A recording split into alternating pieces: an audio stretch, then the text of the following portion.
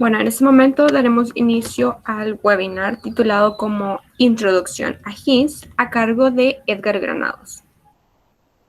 Edgar Granados es graduado de Ingeniería Civil de la Universidad Centroamericana José Simeón Cañas, UCA, en el año 2013, además de poseer un máster en Ingeniería Geodésica y Cartografía por parte de la Universidad Politécnica en Madrid en 2020. También cuenta con cerca de 10 años de experiencia en las áreas de geomática y docencia universitaria. Él actualmente es el director de Alpha Geomatics, patrocinador del Congress 2021 y catedrático en la UCA. Al final del webinar se abrirá un espacio de preguntas y respuestas. Sin embargo, si tienen alguna pregunta durante el webinar, pueden escribirla en el chat durante el desarrollo de la misma. Sin más que agregar, les cedo la palabra a Edgar Granados. Gracias, feliz día para todos. En primer lugar, extender el agradecimiento a todas las personas que están conectadas por el interés hacia la ponencia y comenzar diciendo un poco cuál es la dinámica de las ponencias de las cuales estoy encargado yo este día. Básicamente cuando los chicos del capítulo estudiantil me propusieron dar temas vinculados a GIS, lo que ideamos en conjunto fue una serie de ponencias, que son las que hay a lo largo del día de ahora, que están conectadas entre sí. En esta primera ponencia vamos a hablar un poquito sobre los sistemas de información geográfico y eso nos va a servir de base para que luego en la ponencia de las 2 de la tarde, habiendo visto cuáles son las posibilidades de los sistemas de información geográfica, nos metamos a la parte de teledetección para hablar en detalle de cuáles son las aplicaciones de la teledetección. Y luego, hacia el final de la tarde, hacia las 6, vamos a tener un taller donde, utilizando los conceptos de sistemas de información geográfico que vamos a ver ahorita en esta presentación y los conceptos de teledetección que vamos a ver en la presentación de la tarde, podamos hacer un par de ejercicios prácticos aplicando todos estos conceptos, ¿no? Así que desde ya la invitación está puesta para que, digamos, nos acompañen durante todo el día. Y nuevamente las gracias por el interés que tienen en estos temas que, dicho sea de paso, pues hace falta promover a nivel nacional. Vamos a comenzar con la presentación de ahora, que es la de introducción a los sistemas de información geográfica. Ya hablaron un poquito sobre mí. Tengo un máster. A mí me gusta simplificar el título del máster diciendo que tengo un máster en topografía, geodesia y cartografía, aunque el nombre pomposo del máster sea Máster en Ingeniería Geodésica y Cartografía. Y como también ya lo comentaron, yo me desempeño como director general de Alpha Geomatics. Ya vamos a hablar un poquito más acerca de Alpha Geomatics.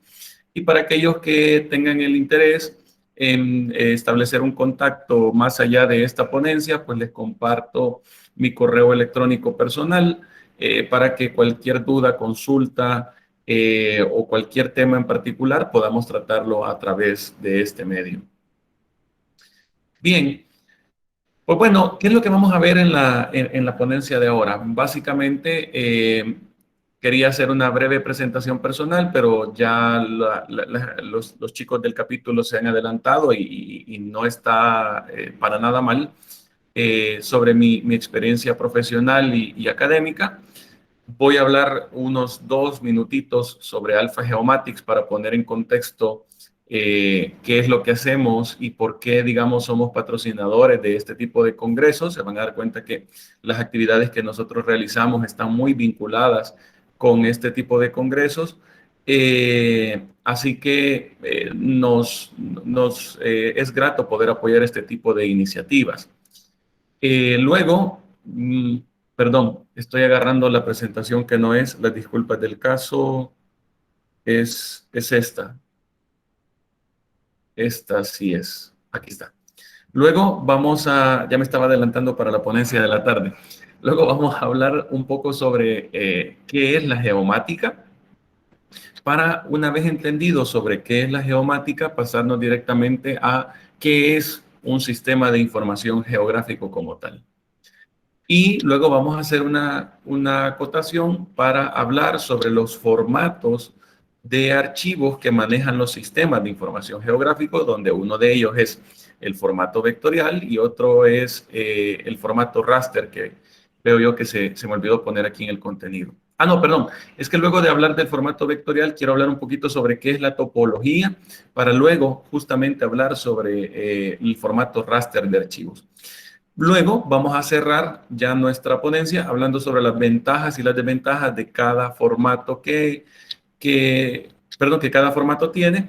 Y por último, hablar un poco sobre qué es QGIS y por qué, ¿cómo se llama? Recomendamos ocupar este software como software de sistema de información geográfica.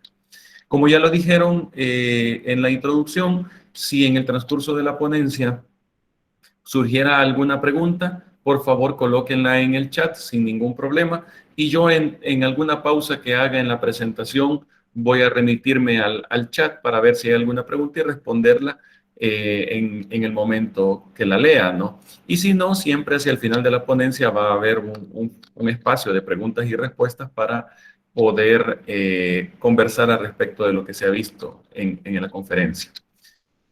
Bien, bueno, paso rápidamente por esto porque básicamente ya hablaron de mí y quizás brevemente hablo sobre Alpha Geomatics. Alpha Geomatics es una empresa, una firma consultora, una empresa consultora en temas de topografía, geodesia y cartografía. Básicamente nosotros no hacemos nada más que no sea, como suelo decir de manera simplificada, medir terrenos y hacer mapitas. Ya, por supuesto que eso, como lo vamos a ver en unos momentos, involucra una serie de técnicas y de tecnologías y de conocimiento que no vale la pena tanto entrar en detalle, pero que sí sepan que, digamos, nosotros tenemos ya bastante recorrido en estos temas. Yo, como ya lo mencionaron, soy ingeniero civil y de repente me dice, mira, Edgar, ¿y vos podés hacerme un análisis estructural? Bueno, en principio sí, porque lo aprendí en la universidad, ¿verdad? Pero mi experiencia profesional no es esa. Nosotros nos dedicamos única y exclusivamente a temas de topografía, geodesia y cartografía. Dentro de los servicios que ofrecemos están modelado BIM de topografía para proyectos residenciales, los levantamientos topográficos clásicos que ustedes ya conocen, ¿no? El apoyo de topografía en construcciones, inventario de árboles, levantamientos topográficos para estudios de factibilidad y de diseño. Hacemos levantamientos fotogramétricos con drones y hacemos análisis y mapeos con sistemas de información geográfica, que es justamente lo que nos compete para la charla de ahora, ¿no? Aparte de levantamientos topográficos, valúos y cursos y capacitaciones. Por ejemplo, dentro de esos cursos nosotros tenemos cursos de topografía, cursos de sistemas de información geográfica y cursos de AutoCAD y de AutoCAD Civil 3D. Aparte, de tanto en tanto escribimos una entrada en el blog de la empresa que la pueden consultar en la página web y ahí es donde nosotros, en palabras sencillas, ponemos algunos conceptos relativos al área para que sea, digamos, de conocimiento un poco más general. También de tanto en tanto hacemos publicaciones de mapas web en nuestra página web.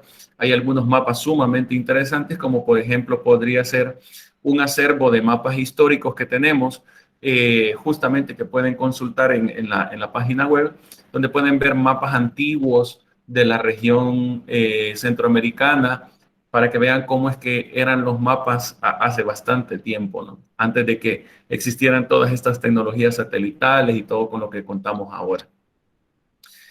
Para los que gustan también seguirnos, estamos en redes sociales, ¿no? Como Alpha Geomatics, a través de Facebook, a través de YouTube, donde, al igual que en el blog, nosotros ponemos las ponencias que damos. Esta ponencia va a ir al canal de YouTube, pero hay otros videos por ahí sumamente interesantes que les pueden, buscando, les pueden resultar de interés para el área en la que se desarrollan. Y también, por supuesto, en Instagram, donde también nos pueden seguir. Bien, habiendo hecho la presentación, pues vamos a comenzar con un tópico que a mí me parece interesante, que es hablar sobre qué es la geomática. La geomática es un término que aquí a nivel nacional casi no se conoce, pero a nivel internacional, principalmente en países de primer mundo, es una cosa un poquito más conocida. Diríamos que países punteros como por ejemplo España y Canadá, este, hay justamente carreras que se denominan ingeniería geomática. ¿Y de dónde nace el término de geomática? Pues bueno, resulta ser que todo nace de una idea que tuvo un señor llamado Michael Pardis en el año de 1981. Michael Pardis era un ingeniero topógrafo canadiense que en 1981 hace lo que para mí, y no me canso de repetirlo, es una profecía.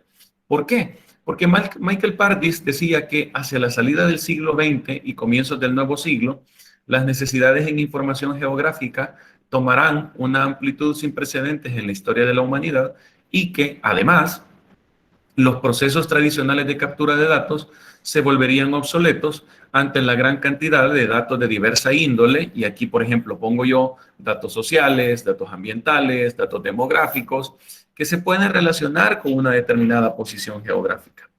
¿Por qué digo yo que esto es una profecía? Porque, bueno, pensemos en qué año estamos, 1981.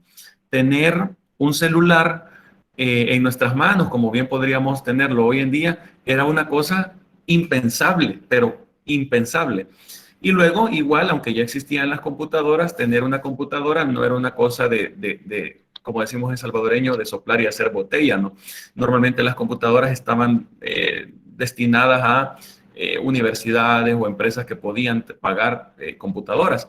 Y sin embargo, en ese contexto donde el acceso a la tecnología, como lo es ahora, no estaba tan popularizado, Michael Pardis dice, miren, en el futuro se van a poder vincular tantas variables a una determinada coordenada geográfica que la forma en la que estamos haciendo las cosas ya no va a ser útil. Entonces, para mí es una profecía porque ya Michael Pardis visualizaba Waze. ¿Ya? Yo siempre pongo el ejemplo de Waze porque Waze mapea la velocidad con la que nosotros manejamos. Y si se lo piensan un poco, no hay ser humano capaz de poder procesar toda la información de velocidad que le está llegando al servidor de Waze. Entonces lo tiene que hacer una computadora. En ese sentido, Michael Pardis proponía la creación de una nueva ciencia que se llamaba o que se llama la geomática. ¿Y qué es la geomática? Pues bueno, de manera formal, la geomática es la adquisición, el modelado, el tratamiento, el almacenamiento, análisis, representación y difusión de la información geográfica a través del uso de las tecnologías de la información y la comunicación. Dicho de otra manera, la geomática es el manejo de la información geográfica utilizando computadora. En palabras sencillas es eso, es el manejo de la información geográfica utilizando computadora. Ahora, si nos ampliamos un poquito más, la geomática es una sombrilla que envuelve a muchas técnicas y tecnologías hoy en día.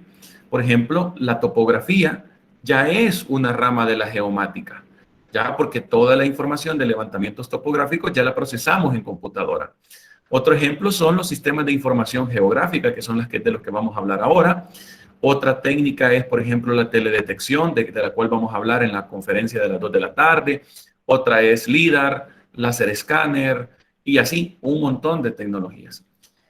En ese sentido, la utilización de esas tecnologías, muchas de ellas ya las implementamos en Alpha Geomatics y es por eso es que desde el principio, cuando se me ocurrió fundar la empresa, como ya conocía yo el término, decidí ponerle Alpha Geomatics porque justamente nuestra visión es implementar todas esas técnicas dentro de nuestra empresa, de las cuales ya ocupamos muchísimas hoy en día. Ahora bien, si ya decíamos que la geomática son varias áreas, a nosotros la que nos interesa específicamente es la de los sistemas de información geográfica. Entonces nos preguntamos, ¿qué es un sistema de información geográfica? Un sistema de información geográfica no es más que un software que procesa la información de cualquier índole de cualquier índole, y es ahí donde está la potencia de los GIS, siempre y cuando esté esté vinculada a una coordenada geográfica. ¿A qué me refiero con esto? Bueno, vamos por partes. Primero, un GIS es un programita. Comencemos por ahí. Es un software. ¿Ya? Ahora, softwares los hay de diferentes tipos. Excel es un software. AutoCAD es un software. ¿Ya? Pero lo que vuelve realmente un GIS es justamente que maneja información de cualquier índole que tenga una coordenada geográfica vinculada. Y cuando digo de cualquier índole, es de cualquier índole. Por ejemplo, se me ocurre variables ambientales. ¿Ya? ¿En qué lugar ha llovido más? Variables sociales. ¿Cuál es el nivel de escolaridad por municipio en El Salvador? ¿Cuál es el nivel de la tasa de homicidios en El Salvador? ¿Ya? Variables, por ejemplo, de índole ingenieril. ¿Qué lugares tienen mejores proyectos para, ¿cómo se llama?, para desarrollos urbanísticos? Entonces, cualquier cosa que nosotros nos podamos poner a pensar y que podamos mapearla, todo eso se puede manipular en un GIS. Alguien dice por ahí que el 80% de toda la información de las empresas es mapeable. Habría que ver qué tan cierto es el 80%, pero diríamos que si somos un poquito más blandos con esa definición, diríamos que hay muchísima información, pero muchísima información, principalmente información de instituciones públicas, que puede ser mapeada, ¿ya? Y aquí, por ejemplo, hago una acotación porque, como ya les mencionaba al principio de la ponencia, los temas de cartografía son una debilidad a nivel de país. Por ejemplo, todos los años sale publicada la encuesta de propósitos múltiples para hogares en El Salvador, donde se lanzan estadísticos de los hogares que tienen luz eléctrica, los hogares que incluso tienen radio, los hogares que tienen celular, los hogares que tienen internet, y aparecen los valores estadísticos de forma tabular. Entonces, pues yo tengo un par de conocidos en la Digestic, ¿no? Y yo les digo, miren, ¿y por qué esto no lo ponen en mapas? El poder del mapa es que nosotros en un vistazo podemos vincular justamente esto que está en información tabular a una determinada coordenada geográfica, en este caso a un departamento, porque así es como publican la información. Entonces, digamos que yo, desde que regresé del máster, vengo con una campaña evangelística, si le queremos llamar de esa manera, de, miren, potenciemos los GIS, potenciemos los GIS. Hay mucha información geográfica que no se está, ¿cómo se llama?, manejando en el formato correcto. Muchas alcaldías están manejando la información geográfica en AutoCAD todavía, cuando, como lo vamos a ver al final del día de ahora, los GIS tienen una potencia enorme para poder manejar información geográfica.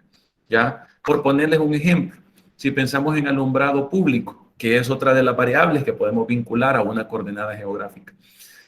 Las lámparas de una municipalidad, no todas son del mismo año ni del mismo tipo de foco. Algunas son LED, otras son incandescentes. No todas tienen la misma área de cobertura, por ejemplo. Y muchas municipalidades manejan el alumbrado público en AutoCAD. Y entonces en AutoCAD, si a nosotros nos interesara, por ejemplo, saber cuál es el área de influencia de una lámpara, tendríamos que ir lámpara por lámpara haciéndole un circulito de, por ejemplo, 40 metros, que podría ser un área de cobertura de la luz de una lámpara. En un software de sistemas de información geográfico es mucho más fácil. Nosotros le decimos al software, vaya, mira, todas las lámparas que sean LED, hacerles un círculo de 50 metros alrededor. Y todas las lámparas que sean incandescentes, hacerles un círculo de 40 metros alrededor. Entonces, no tenemos que ir lámpara por lámpara. El software lo hace en un pispás por nosotros. La ventaja es justamente que ya utilizamos mapas de carácter digital y en consecuencia esto marca una diferencia importante entre la topografía clásica y lo que ya presentábamos que era la geomática. ¿Por qué? Porque antes, para poder hacer el mapeo de una ciudad, los cartógrafos se iban a la montaña más alta del lugar y casi que mapeaban a manera de pintura, ¿no?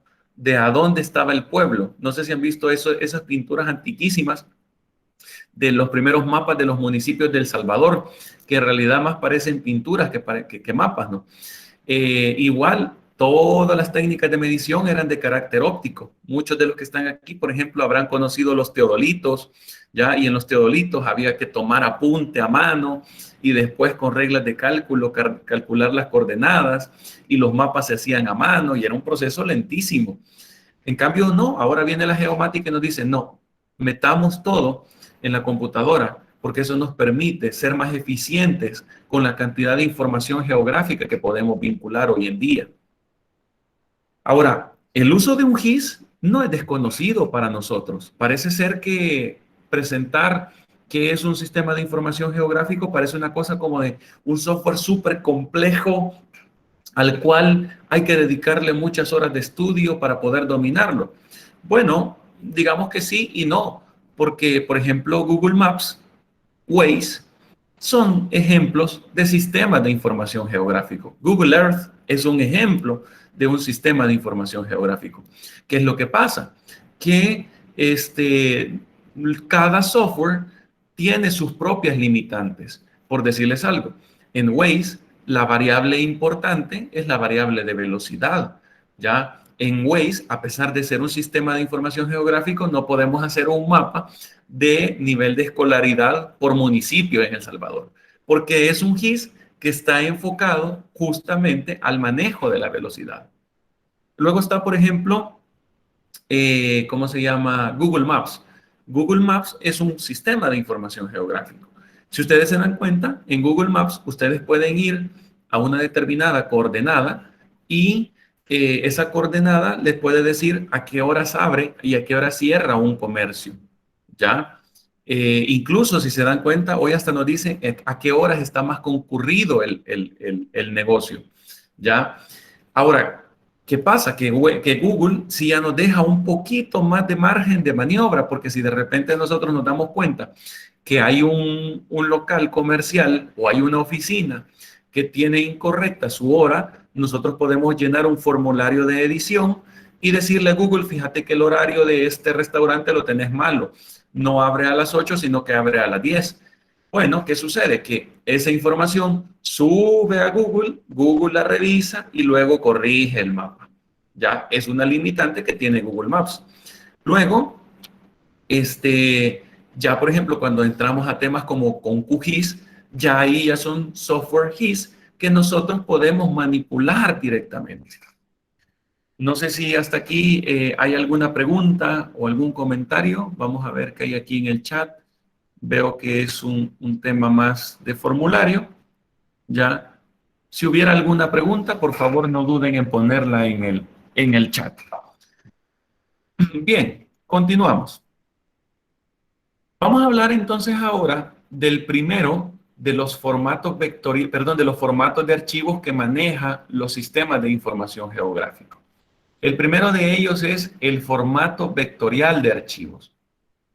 Cuando hablamos del formato vectorial de archivos, nosotros lo primero que tenemos que decir es que es un criterio más natural de abstracción de la realidad. ¿Qué significa esto?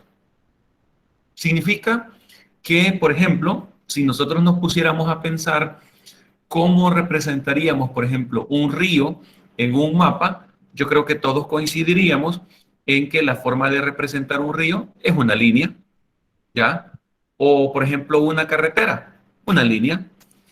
Ahora, si de repente nos pusiéramos a pensar cómo representar las parcelas de catastro en un mapa, quizás pensaríamos en figuras cerradas, que en términos generales llamamos polígonos, ¿ya? Entonces, esa es otra forma de pensarse las cosas. Ahora, si de repente nosotros pensáramos en mapear las gasolineras que hay en una determinada región geográfica, por ejemplo, un municipio, un departamento o a nivel de país, nosotros pensaríamos que fuera más obvio pensar en mapear las gasolineras como un punto, así como lo hace Google Maps, como un punto. Entonces decimos que es un criterio más natural de abstracción de la realidad porque rápidamente podemos vincular la información geográfica a una determinada figura geométrica, ¿ya? Por ejemplo, es mucho más fácil aplicarlo en elementos naturales o artificiales, como por ejemplo los ríos y las carreteras. Pero no solo los elementos naturales o artificiales, sino también los elementos abstractos.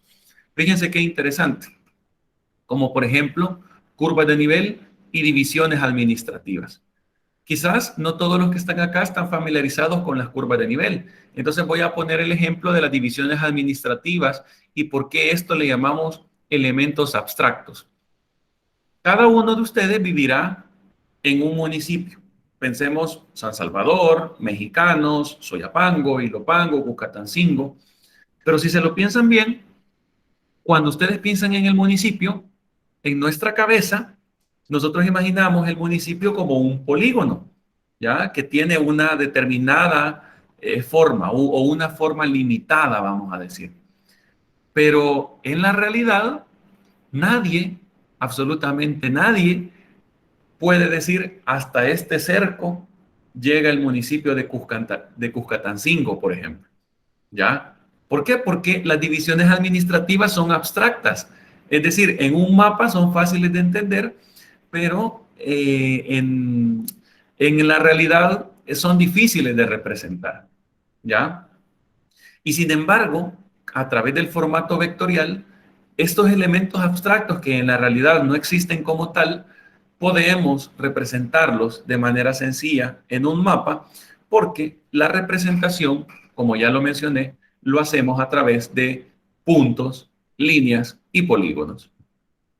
La información geoespacial de estos objetos está muy vinculada a las coordenadas de los vértices de estos elementos y a los atributos, ojo, de cada elemento, ¿ya? De cada elemento. Entonces, ¿por qué? Porque nosotros podemos decir, esta lámpara, ¿qué tipo de lámpara es? Esta línea, que es un río, ¿qué tipo de río es? ¿Cuál es su nombre? ¿Cuál es su longitud? ¿Cuál es su caudal? ¿Ya? Esta carretera, ¿qué nombre tiene? ¿Qué código tiene? ¿Qué tipo de carretera es? ¿De tierra? ¿O es carretera primaria? ¿O es carretera secundaria? Entonces, en el formato vectorial de archivos, nosotros nos dirigimos a cada elemento en particular. Ahora, para los que están familiarizados, este concepto de elementos vectoriales no es ajeno a, por ejemplo, programas como AutoCAD o Illustrator, por ejemplo. En AutoCAD nosotros podemos tocar cada línea, podemos tocar cada polilínea, podemos tocar cada polígono. O, por ejemplo, en Illustrator, donde pasa exactamente lo mismo. Ahora, alguien puede decir, si ya AutoCAD maneja formatos vectoriales, ¿cuál es la ventaja de manejarlos en un software de sistemas de información geográfica? La respuesta es la siguiente. Yo siempre pongo el siguiente ejemplo.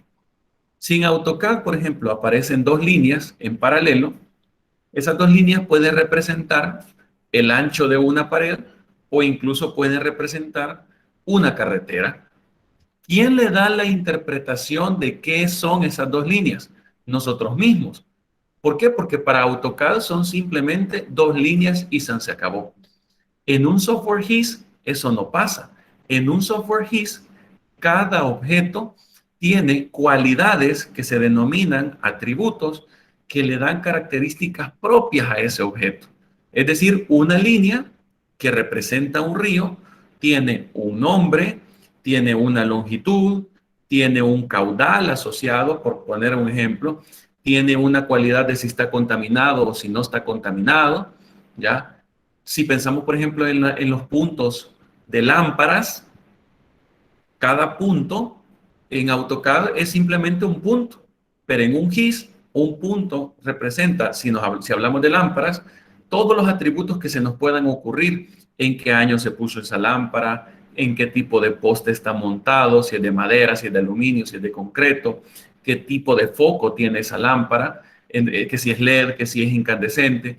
Entonces, hay atributos a los que se le vincula a los objetos.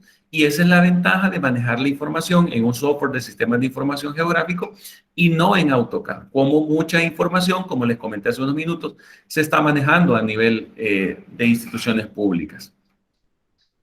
Ahora, ya que hablamos de que manipulamos cada elemento, yo quisiera hablar un poquito sobre qué es la topología. ¿Y por qué la meto aquí? Porque la topología está muy vinculada con los formatos vectoriales de archivos. La topología es la rama de las matemáticas que estudia las relaciones entre cuerpos geométricos. Ya decíamos que en formato vectorial nosotros hablamos de puntos, líneas y polígonos. Son figuras geométricas. Y la topología estudia las relaciones entre esas figuras geométricas. Normalmente las figuras geométricas, perdón, las figuras topológicas que ocupamos en geomática son los puntos y nodos, las líneas y los polígonos. Y están muy vinculados a los formatos vectoriales de archivos. La utilidad que nosotros tenemos de entender el concepto de topología en sistemas de información geográfica es que la topología establece las reglas que hay de relaciones entre los diferentes objetos de un GIS.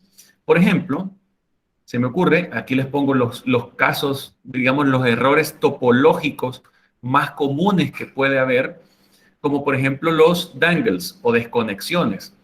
Imagínense, por ejemplo, que ustedes tienen una calle y por alguna razón el dibujante, el dibujante GIS o el técnico GIS hizo una pausa y se fue por un café y cuando regresó y siguió dibujando la calle, no la conectó con el punto que había dejado antes de ir por el café. Hay una desconexión. Esto es un error topológico. Porque, por ejemplo, imagínense Waze, ¿cómo entendería este error? Pensaría que la calle tiene un tope, ¿ya? Y que por tanto no podemos transitar de manera continua sobre esta calle. O, por ejemplo, otro error son los switchbacks. Los switchbacks o retornos son errores que, por ejemplo, hay que cuando nosotros hacemos un dibujo hacia adelante y luego nos retrocedemos un poquito para luego continuar.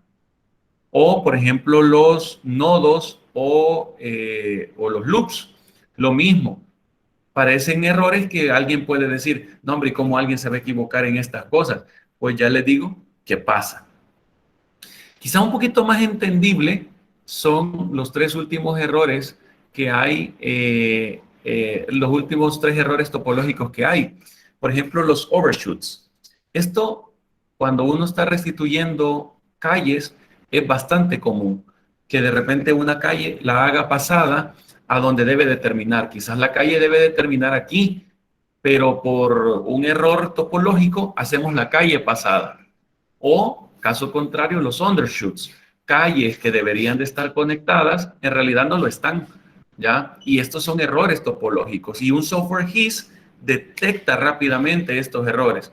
Nosotros, quizá valdría la pena poder hacer toda una capacitación de topología en sistemas de información geográfico, pero ya les digo, el software GIS nosotros le decimos, vaya, mira, esto no tendría que pasar. Y rápidamente él recorre todas las calles y dice, fíjate que entre esta calle y esta calle hay un undershoot. Entre esta calle y esta calle hay un overshoot. En esta calle hay un loop, ¿ya? Otro, por ejemplo, error topológico son los slivers o en español enclaves. Por ejemplo, pensemos en catastro, por ejemplo, en un catastro municipal o en un catastro nacional. En un levantamiento catastral no debe de haber ni un solo pedazo de tierra que no esté catastrado. Y si de repente nosotros nos encontramos que entre dos parcelas hay un hueco, ahí hay un error topológico, claro, porque no es, esa es tierra de nadie y eso no puede estar pasando. Pero vean que aquí es donde la topología está muy vinculada con las figuras que ocupamos en formatos vectoriales de archivos. ¿Por qué? Porque a través de las figuras nosotros podemos encontrar rápidamente estos errores.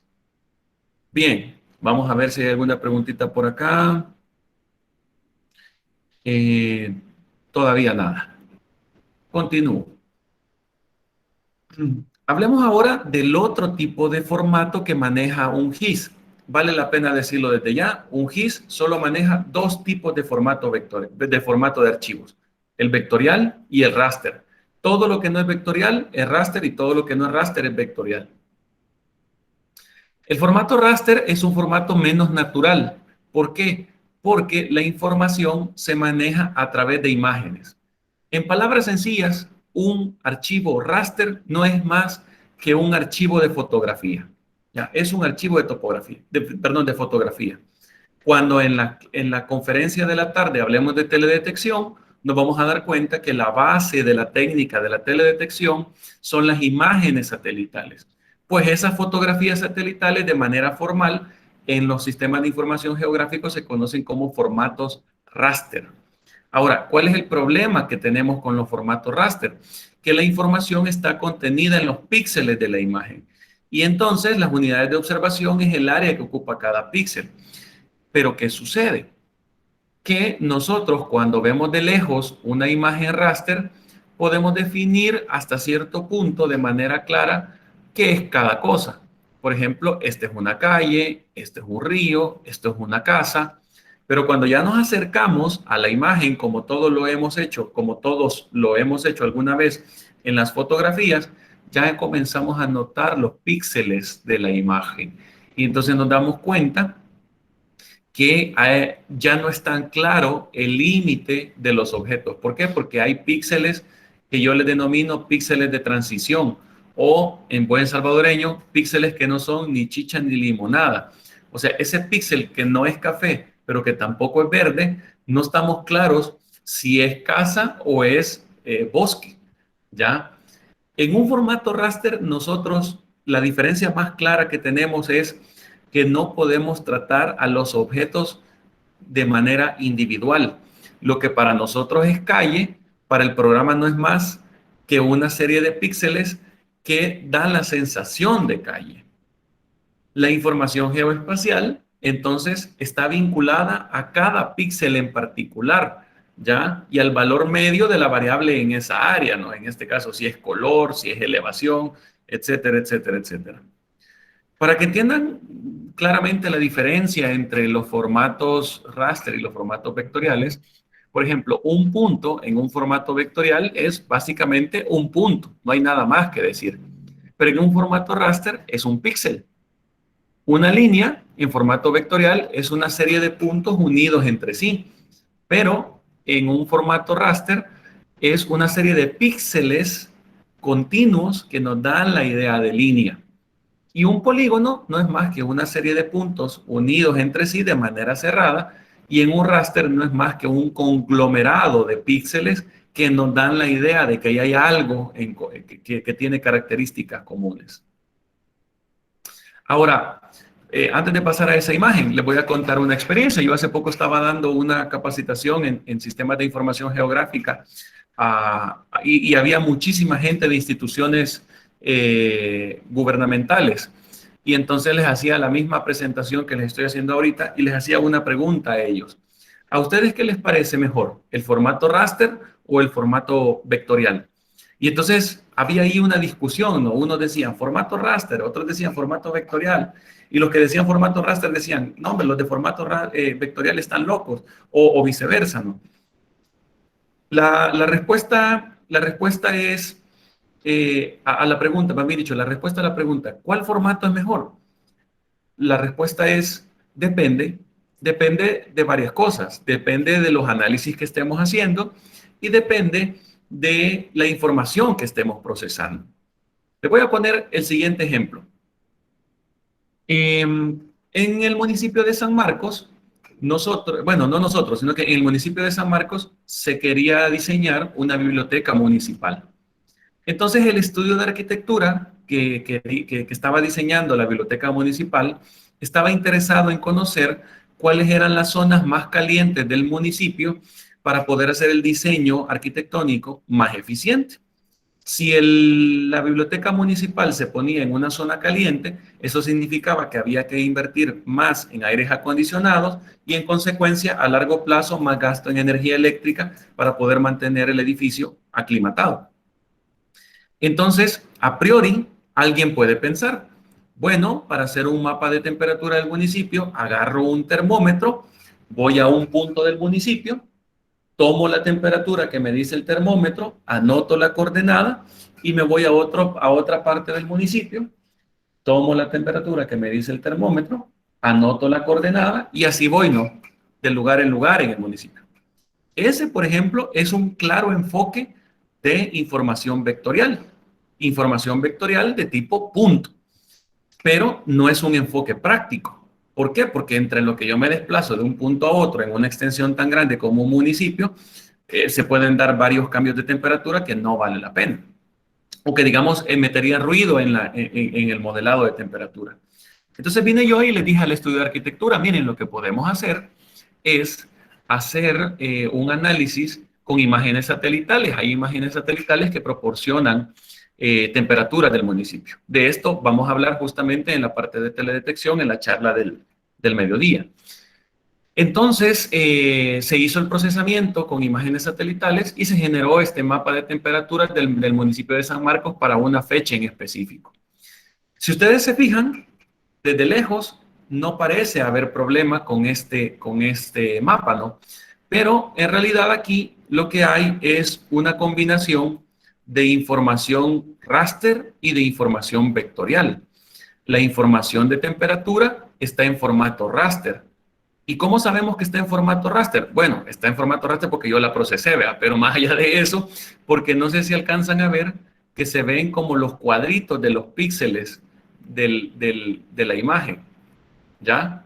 Entonces, esto convenía manejarlo en formato raster, ¿ya? Y en la conferencia de la tarde vamos a hablar de las resoluciones de las imágenes satelitales.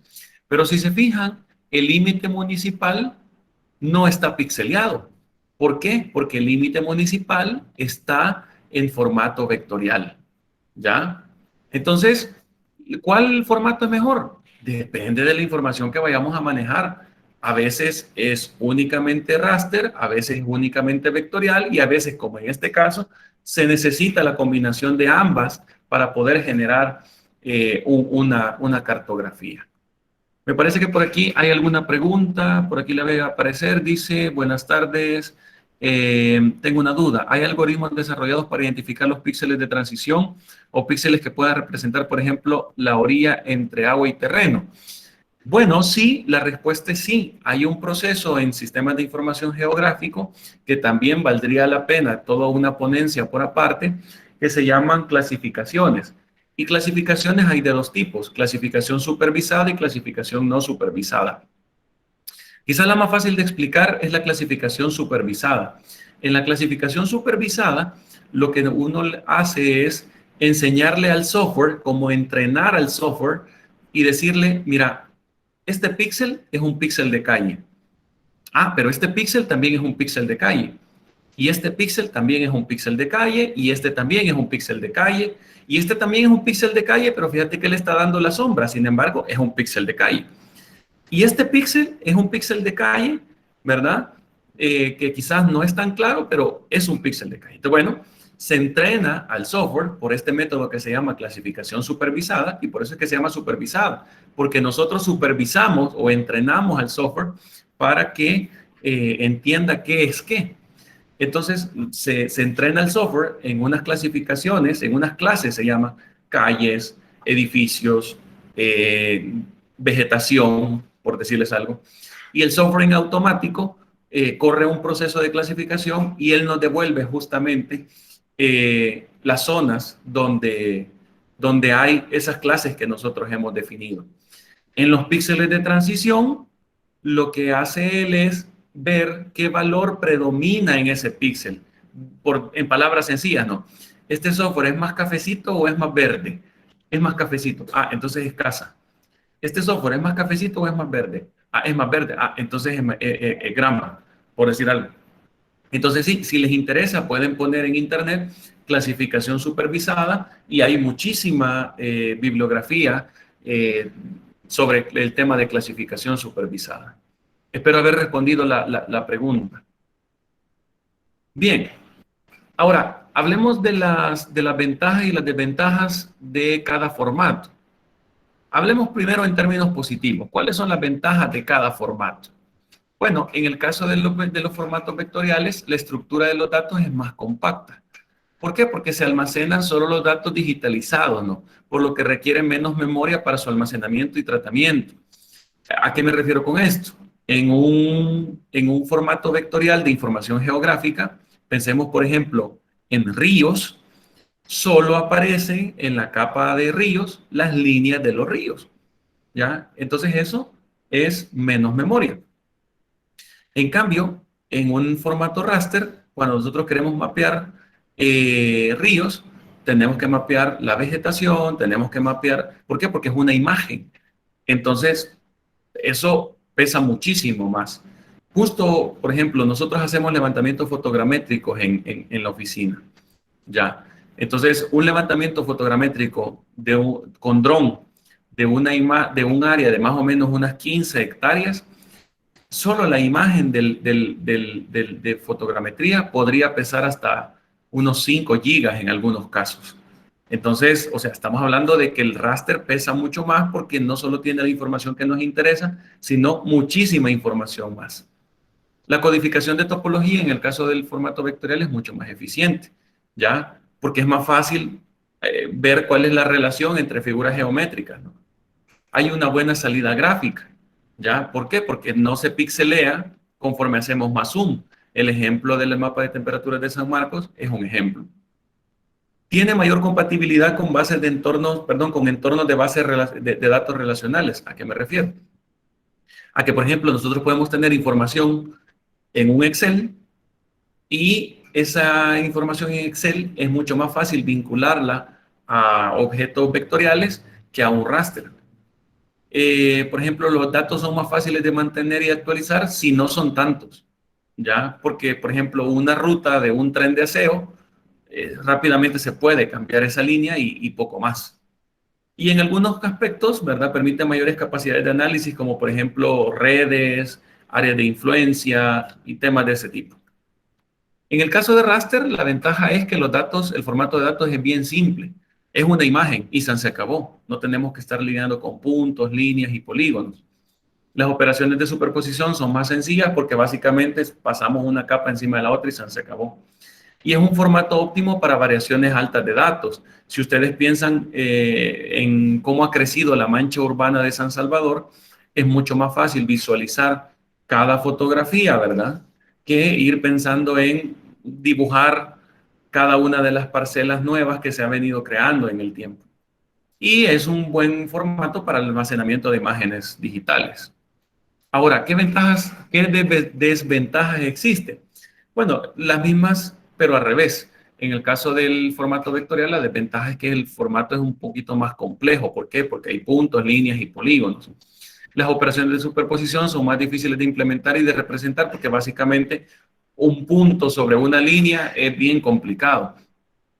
Hay una eficacia reducida en la variación alta de datos, por lo mismo que les comentaba, ¿no? Si quisiéramos hacer un análisis histórico del crecimiento urbano de San Salvador, hay que ir casi que dibujando a mano cada año esa variación.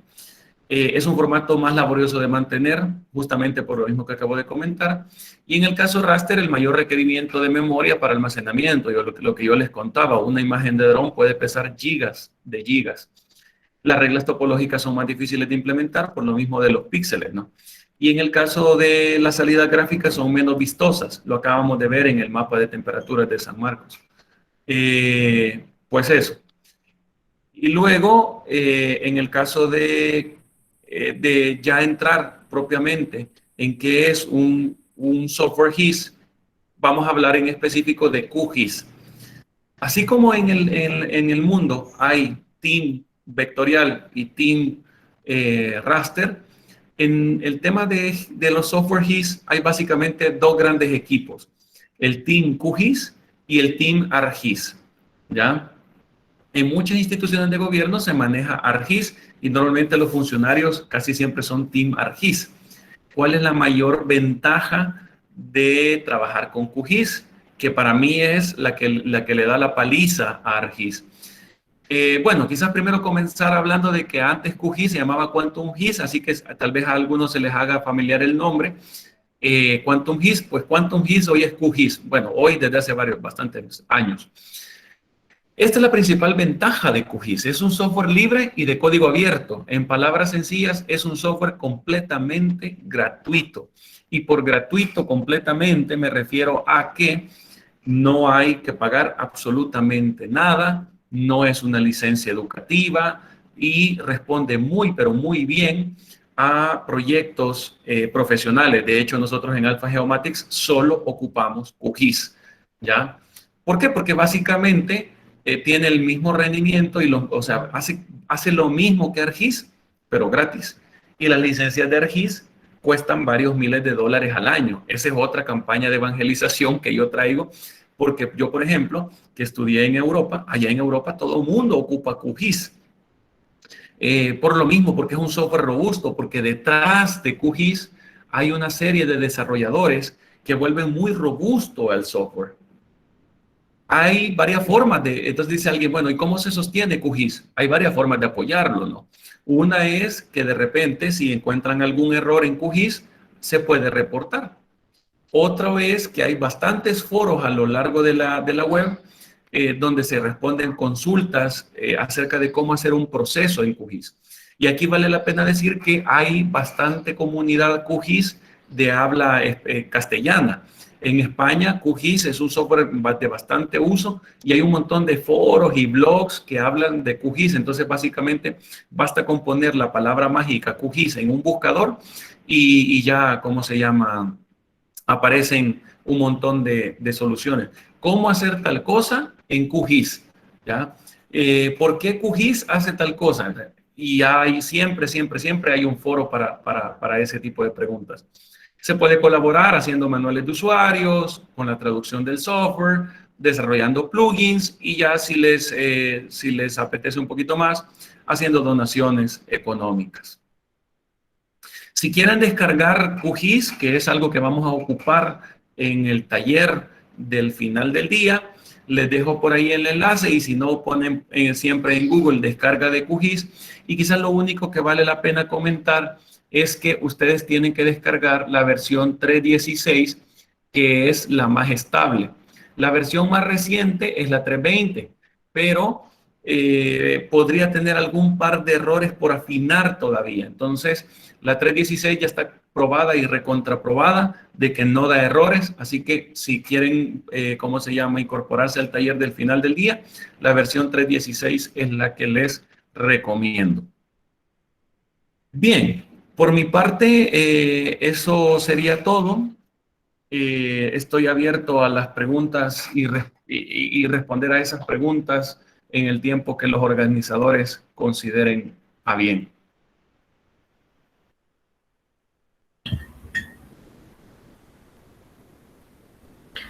Muy bien, agradecemos a nuestro ponente por brindarnos sus conocimientos. Ahora vamos a proceder a la parte de preguntas y respuestas. Se les solicita que escriban la pregunta completa como comentario en el chat por si tienen alguna duda y yo se las voy a leer al ponente.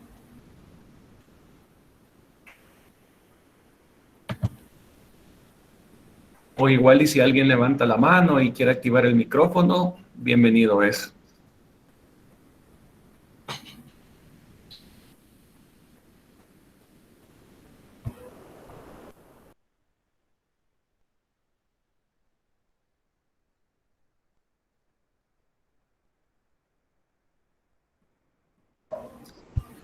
Por ahí hay una pregunta que hace Rafaela. Dice, ¿cuáles son los requisitos mínimos en una laptop para el manejo de GIS? Es una pregunta bastante común. La respuesta es que depende. En términos generales, no hay requisitos mínimos. Pensaríamos que una computadora con un procesador i3 y al menos unos 4 GB de RAM es suficiente para los procesos básicos de los sistemas de información geográficos. ¿Ya?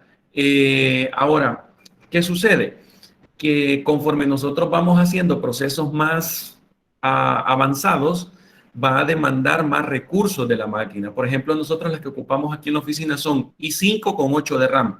Tampoco es algo extraordinario, pues si ustedes están iniciando en el mundillo GIS, una computadora básica como una i3 con 4 de RAM les va a bastar para los procesos más básicos y generales, diría yo. Les va a alcanzar para suficiente, ¿ya?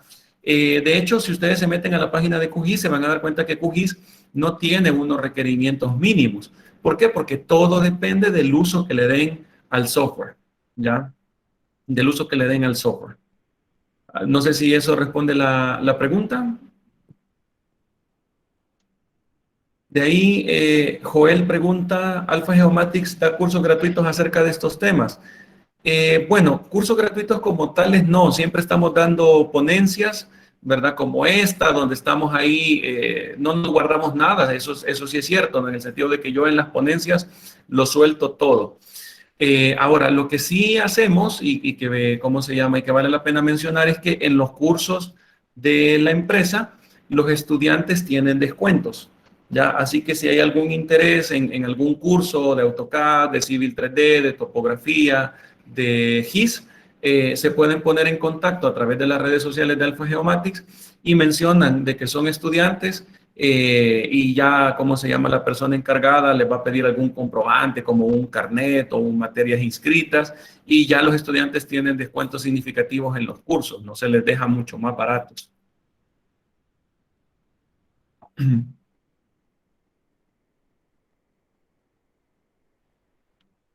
¿Otra pregunta?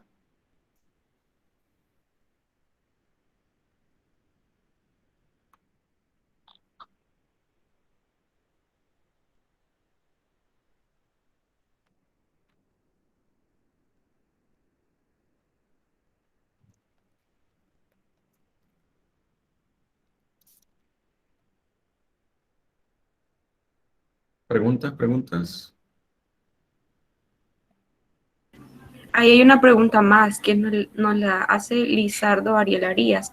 Para el estudio de la biblioteca, ¿el formato vectorial se utilizó para delimitar el área? Y también si se utilizó imagen satelital o otro tipo de imagen para mapear la temperatura de la zona. Vamos a ver, para el estudio de la biblioteca el formato vectorial se utilizó para delimitar el área. Correcto, correcto.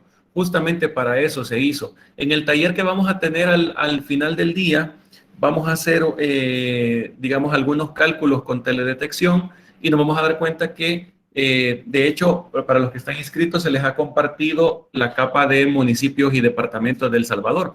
Entonces nosotros podemos hacer, que decirle al software, mira, recórtame la imagen a la forma de este departamento, ¿ya? Entonces, digamos, el formato vectorial justamente sirvió para eso.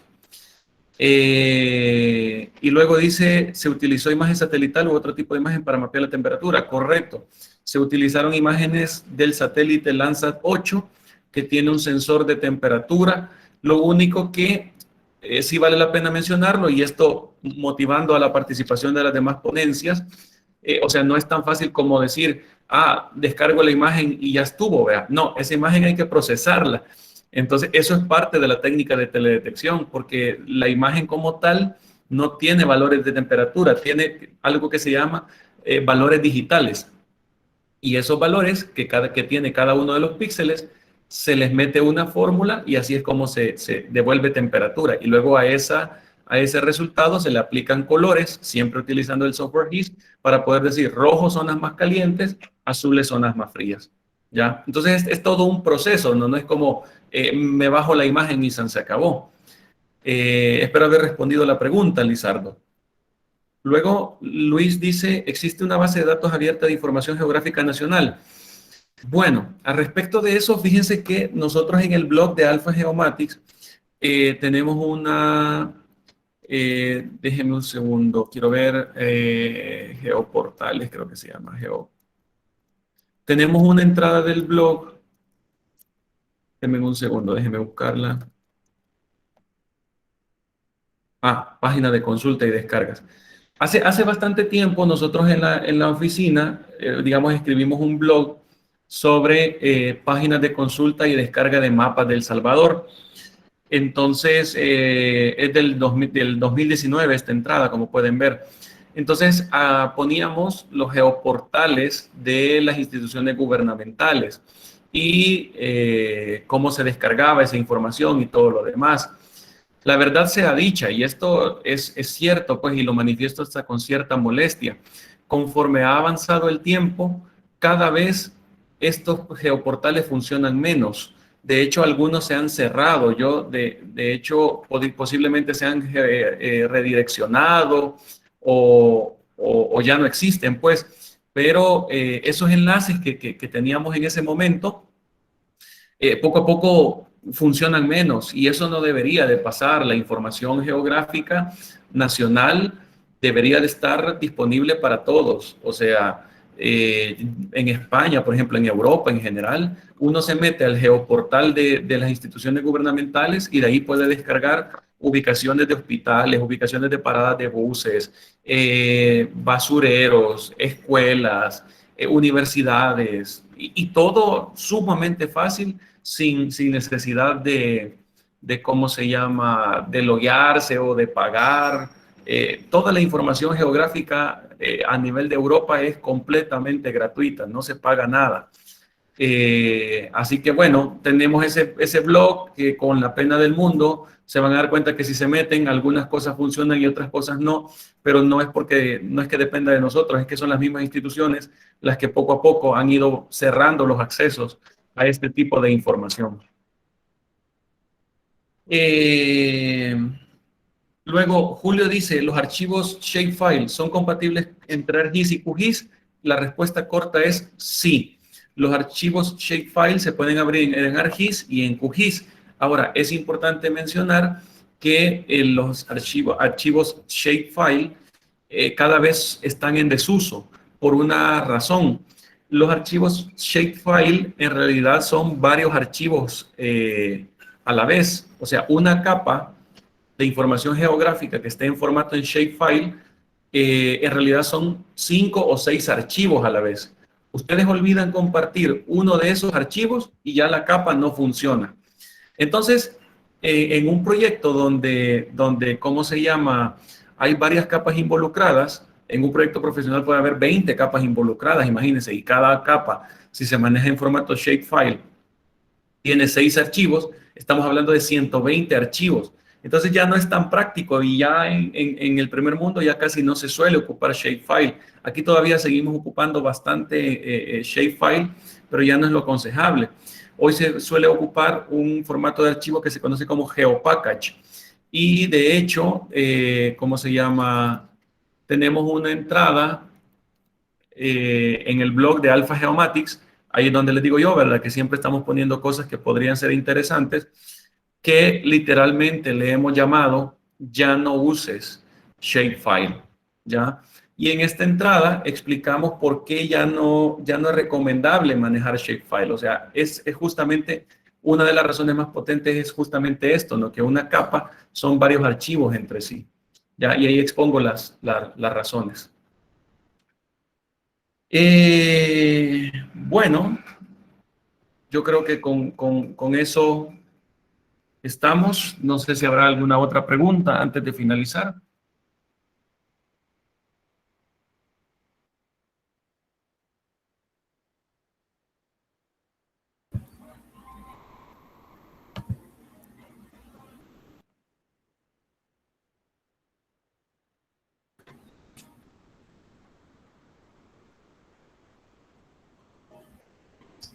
Creo que de parte de las preguntas, solamente eso. Okay. Solo queda agradecerle nuevamente por brindarnos sus conocimientos y vamos a proceder a la lectura del diploma.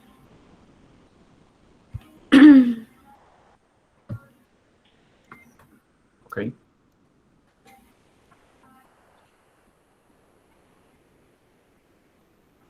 Bien, el capítulo estudiantil IEEE Geoscience and Remote Sensing Society de la Universidad de El Salvador otorga el presente certificado de reconocimiento a Edgar Santiago Granados Martínez por su participación como ponente en el webinar denominado Introducción a GIS en la ciudad universitaria, viernes 13 de agosto de 2021, y firmado por nuestras autoridades, el doctor Iván Alvarado y la bachiller Fernanda Torres, que es presidente de IEEE, el capítulo GRS, y el doctor Edgar Peña, decano de la Facultad de Ingeniería y Arquitectura. Ok, muchas gracias. Les deseamos muchos éxitos en su proyecto y también agradecer a nuestros patrocinadores, la Geo y Alpha Geomatics, y la presencia de cada uno de ustedes en este webinar. No olviden que pueden encontrar esta grabación en el canal de YouTube de IEEE GRSS US. También les recordamos conectarse a nuestro siguiente webinar del día, que está titulado como Introducción a la Teledetección, impartido por el ingeniero Edgar Granados, quien nos va a acompañar desde las 2 p.m. hora El Salvador por medio de Google Meet. Y por último, también comentarles que si cuentan con la asistencia del 75% o más de las actividades del Congreso, podrán recibir un diploma de participación y si residen en El Salvador podrán ganarse promocionales del Congreso 2021 en nuestro cierre que sería el día domingo 15 de agosto. Recuerden seguirnos en nuestras redes sociales como se las mostramos en pantalla, ya que en estas publicamos todas nuestras actividades y que tengan un feliz día. Gracias, agradecido con todos y pasen feliz día.